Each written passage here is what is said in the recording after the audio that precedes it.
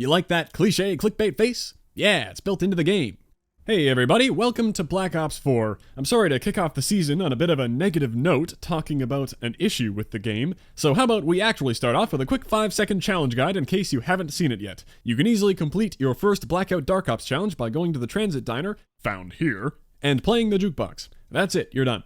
Well, on to emote peaking. Thankfully, I don't have to sit here and complain about it because before I could finish the first iteration of this video, Treyarch has confirmed it will be resolved. Hopefully. They worded their response interestingly in their update post. I'll go over that. But in the future, by the way, I don't intend to make videos that simply cover Reddit threads. This time, well, I was kind of already done a video on the topic and didn't want to throw it away because it'll be a little while before I can finish any actual guides. Anyway, if you're lost as to what I'm even talking about, well, there are third-person emotes you can perform in multiplayer and Blackout. I think most people immediately saw the potential problem with that. But in case you are like the hundreds of hardworking men and women at Treyarch, Raven, and Beanox who apparently thought no big deal, I'll enlighten you. It's the fact that you are able to free look around and gather a lot of information you otherwise could not know, including looking over cover, around corners, and all that good stuff. In multiplayer, I suppose it wasn't the biggest issue outside of more competitive modes and search and destroy, things like that, but it still isn't great because, as you can imagine, you can watch a planted bomb or a flag or any area of the map without exposing yourself at all. In a Chaos TDM, I get that you're rarely gonna stop and emote just to look around a corner,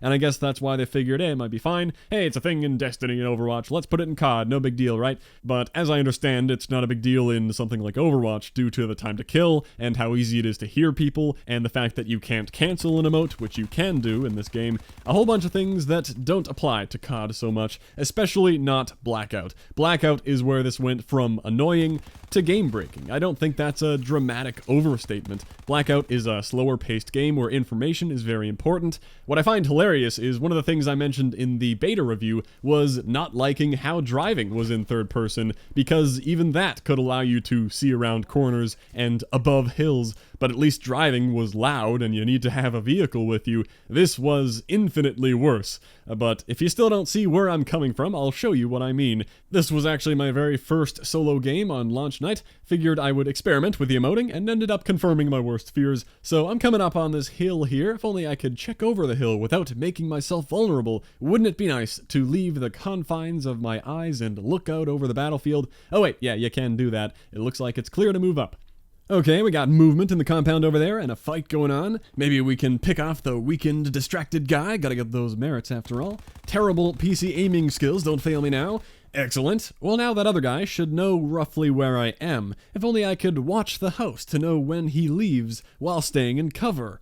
Yeah, well, you can do that. I think you get the point. And there he is leaving the building. I know where he is, what direction he's looking, and I haven't even shown myself yet. I'm essentially wall hacking through the tree, but it's built into the game, and the other guy can't wall hack me back. And it isn't like that's an isolated incident where it just happened to give me an advantage. This can be abused in nearly every single gunfight. Here's another time I dropped near these buildings. I know a few other people landed with me.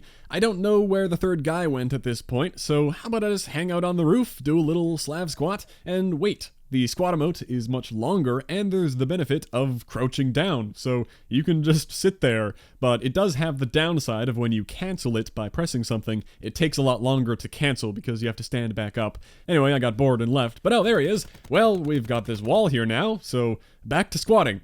And, look at that. And there he is again. I can just keep watching him. You can see how stupid that mechanic is. Hopefully by now you're on the same page with that. I know most people already were, but I saw a lot of people defending it too, thinking that calling it game-breaking was a big overreaction. I really think it is. There were a couple large subreddit posts requesting a response about it, and it was scary to see no replies until the update thread yesterday. Thank God they're going to do something. You never really know when I'm sure the main motivation for the feature was that buying skins and emotes would be more appealing if you can actually see your character doing them. But I don't see how that justified this mechanic at all. I'm perfectly happy to wear a skin in first-person mode. I can see it when I wingsuit, I can see it on my arms, and I know everyone else can see it. It's no different from grinding out the hero gear in Black Ops 3, and I don't mind doing an emote in first-person either. I know what it looks like. So their idea for a fix is to have two systems. The current third-person system, which will be used when it doesn't matter, like the staging area in Blackout. Good idea. and a competitive version that they say disables free look and applies different camera settings to prevent using it to see around corners.